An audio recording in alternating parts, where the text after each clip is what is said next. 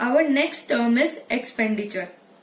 Expenditure means any amount spent or liability incurred in buying assets, goods or services. यानी हमने कोई पैसा खर्च किया है, अमाउंट स्पेंड किया है, लाइबिलिटी इनकर्ड करी है. इट मीन्स हमने कोई क्रेडिट पे कोई सामान खरीदा है जिससे हमारी कोई लाइबिलिटी अराइज हुई है. तो वो जो अमाउंट हम स्पेंड कर रहे हैं या हमने वो जो लाइबिलिटी इनकर कर ली है, किसके लिए? ताकि जो हमने खरीदा है, क्या खरीदा है हमने? असेट्स कोई खरीदे या फिर कुछ गुड्स या सर्विसेज हमने खरीदी है. तो वो जो हमने अमाउंट स्पेंड किया या लाइबिलिटी अराइज करी है, that is called expenditure. Now okay, expenditure is of 3 kinds. First is capital expenditure, then revenue expenditure, then deferred revenue expenditure. Capital expenditure कब कहते हैं? फर्स्ट इज जब हम कोई असेट अक्वायर करते हैं, यानी हमने कोई असेट खरीदी है, तो वो क्या होगा? Capital expenditure. बिकॉज उसका जो हमें बेनिफिट है वो मोर देन 1 year मिल रहा है, यानी वो लॉन्ग टर्म बेनिफिट के लिए है हमारे पास, तो इसलिए उसे हम कैपिटल एक्सपेंडिचर कहते हैं. द सेकेंड चीज हम कैपिटल एक्सपेंडिचर में काउंट करेंगे वो होगा कुछ इम्प्रूविंग इन एग्जिस्टिंग असेट. अगर कोई एग्जिस्टिंग हमारी असेट है, ऑफ कोर्स ये बात है, इनोवेशन होती है चीजों में, तो हमें रेनोवेट करानी पड़ती है चीजें जिनसे उनकी अर्निंग कैपेसिटी इंक्रीज हो जाती है, जो उनके फ्यूचर इकोनॉमिक बेनिफिट्स है वो इंक्रीज हो जाते हैं, लाइफ इंक्रीज हो जाती है, तो उससे हमारी अर्निंग और गेन्स भी इंक्रीज हो जाएंगी. तो अगर हमने कुछ ऐसा बड़ा रिपेयर करवाया है हमारी मशीन्स में, कोई ऐसा इम्प्रूवमेंट करवाया हमारी किसी असेट में जो कैपिटल असेट है, जिससे हमारी कैपेसिटी ऑफ अर्निंग इंक्रीज हो रही हो उस असेट की वजह से, उस इम्प्रूवमेंट, उस असेट के अंदर जो हमने इम्प्रूवमेंट कराया है उसकी वजह से, तो वो जो एक्सपेंडिचर है वो हमारा कैपिटल एक्सपेंडिचर ही कहलाएगा. सो अब कैपिटल एक्सपेंडिचर हमारे कहाँ शो होते हैं? ये शो होते हैं हमारे बैलेंस शीट के असेट साइड में. Next is revenue expenditure. Revenue expenditure है कि benefit taken with in the accounting period, यानी एक शॉर्ट टर्म के अंदर हमने जो एक्सपेंस किया है उसका बेनिफिट हमें मिल गया है, that is called revenue expenditure. जैसे for example you can say what are the revenue expenditure? The salaries, rent, any electricity charges, the cost of goods sold, जो एक्सपेंडिचर लगता है कुछ भी गुड्स वगैरह बनाने के लिए, तो all these things are called revenue expenditure. ये शो होती है debit side of trading account या profit and loss account, and in case of not for profit organisation in the income and expenditure account. So जो revenue expenditure होता है उसका direct connection किससे होता है? इनके रेवेन्यू जो हम जनरेट करते हैं या फिर और उस अकाउंटिंग पीरियड से, इसका डायरेक्ट कनेक्शन होता है. The third is deferred revenue expenditure. Deferred revenue expenditure क्या होता है? जैसे हमने अभी थोड़ी देर पहले पढ़ा था, जैसे हमने एडवर्टाइजमेंट एक्सपेंडिचर को जो हमें एग्जाम्पल लिया था, वैसे ही होता है डेफर्ड रेवेन्यू एक्सपेंडिचर की ऐसा एक्सपेंडिचर जो मोर देन 1 अकाउंटिंग पीरियड में हमको बेनिफिट देगा. तो जो हम इसको चार्ज करेंगे वो सिर्फ एक अकाउंटिंग पीरियड में चार्ज नहीं कर सकते ना, वो एक अकाउंटिंग पीरियड में एग्जॉस्ट नहीं हुआ है, वो मोर देन 1 अकाउंटिंग पीरियड में एग्जॉस्ट हुआ है, तो हम उसको रिटर्न राइट ऑफ भी क्या करेंगे?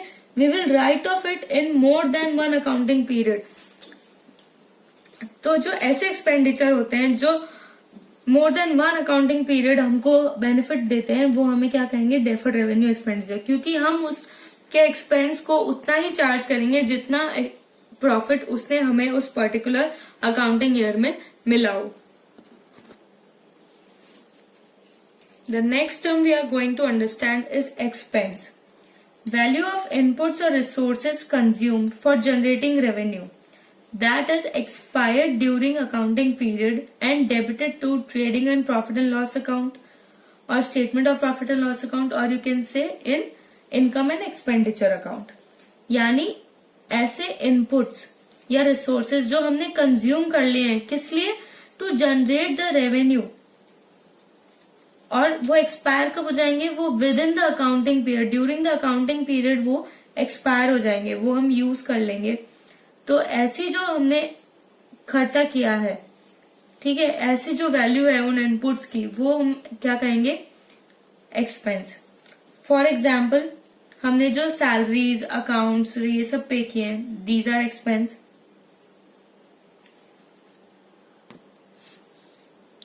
जो प्लांट एंड मशीनरी पे डेप्रिसिएशन लगता है दैट इज एन एक्सपेंस। कोई हमने अमाउंट रिटर्न ऑफ किया हो दैट इज एन एक्सपेंस। कोई decline in value of assets या कोई इन्वेस्टमेंट में डिक्लाइन इन वैल्यू हो जाती है दैट इज एन एक्सपेंस। या जब हम कोई भी गुड्स को मैन्युफैक्चर करते हैं या इम्प्रोवाइज करते हैं उसके अंदर, तो जो कॉस्ट ऑफ गुड्स सोल्ड हमारी होती है that is also an expense.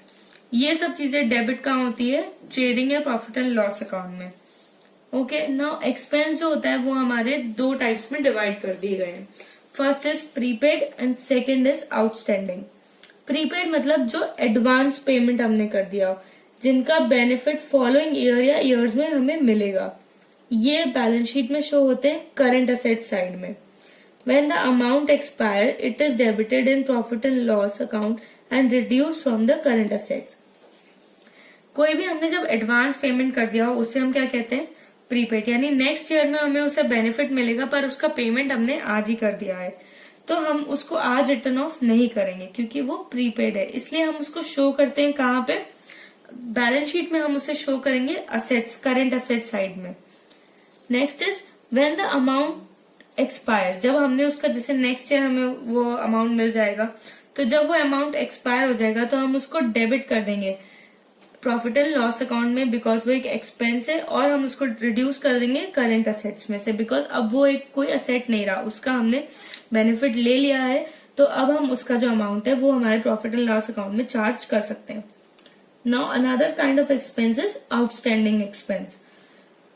ऐसे एक्सपेंसेस जो ड्यू है बट हमने पे नहीं किया है, हमने उनका पेमेंट नहीं लिया है बट हमने उनसे जो बेनिफिट है वो ले लिया है, तो ये कहाँ शो होते हैं? ये शो होते हैं प्रॉफिट एंड लॉस की डेबिट साइड में, बिकॉज ये एक एक्सपेंस है तो हमें चार्ज तो इसे करना पड़ेगा, इसलिए हम इसे चार्ज कर देते हैं। प्लस लेकिन हमें इसे अलाइव भी रखना है बिकॉज हमने अभी इसका पेमेंट नहीं किया है, तो अलाइव रखने के लिए हम क्या करेंगे? इसको करंट लाइबिलिटीज में शो कर देंगे।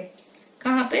बैलेंस शीट में, ताकि जब भी हम इसका पेमेंट करेंगे तो अब हमारी एक लाइबिलिटी अराइज हो गई है, बिकॉज ये ड्यू है, अभी तक हमने पेमेंट नहीं किया, हमने बेनिफिट तो ले लिया, पेमेंट किया नहीं है, तो जब हम इसका पेमेंट करेंगे तब हमारी लाइबिलिटीज से रिड्यूस कर देंगे। So when the amount paid is reduce from the current liabilities and cash credit.